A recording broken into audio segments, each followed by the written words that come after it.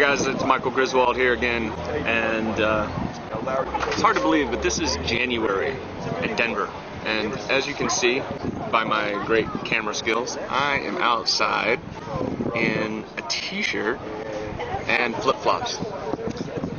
It's a great city.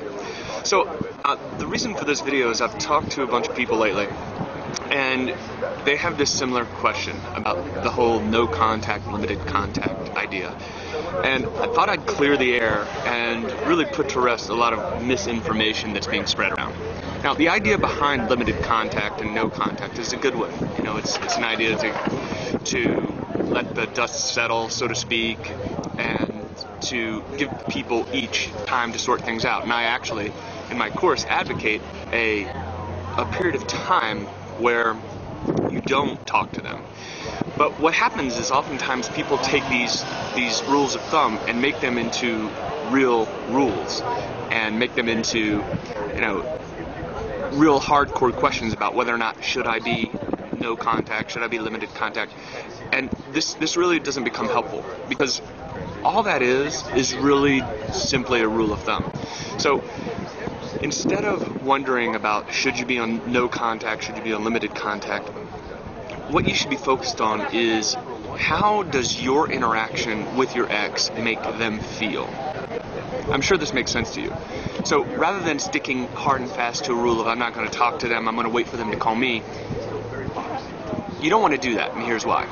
Because what that does is it turns your relationship from a relationship into simply a battle of power. And I'm sure you understand what I'm saying, and I'm sure you've been there before, where instead of, you really wanting the best for them and them wanting the best for you, it really comes into a moment-by-moment struggle for power. Who's going to crack first? Who's going to make the first call? Who's going to send the first text? And then you really it's exhausting, isn't it, to think, okay, now she's texted me, now what do I text back to let her know that I'm not really that interested? And it's this idea of pushing someone away enough to get them to like you, and it's just absurd. Instead, you should focus on how does your interaction with your ex make them feel? See, if the relationship is still strained and contentious, then it's probably not a good idea to contact them, because that would only add to the contention and the strain. I'm sure this makes sense. Whereas if you, in your own self-respect, can get in touch with your ex and have it be lighthearted and have it be fun and have it not be a fight, then it doesn't matter how much time has passed since the last time you talked to them. Does this make sense? I'm quite sure that it does.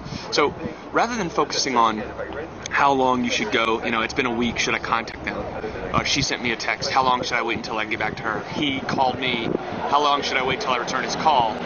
You should focus instead on how does your interaction with them make them feel? So here's an example. So let's say that you want to get back in touch with your ex because you want to get them back.